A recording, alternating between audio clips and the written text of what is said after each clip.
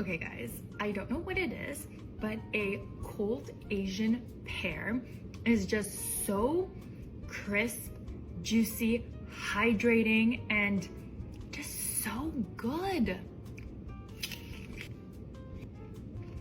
Let it sit in the fridge for like 10 to 15 minutes to get it nice and cool and crisp, and it is just the most hydrating fruit ever.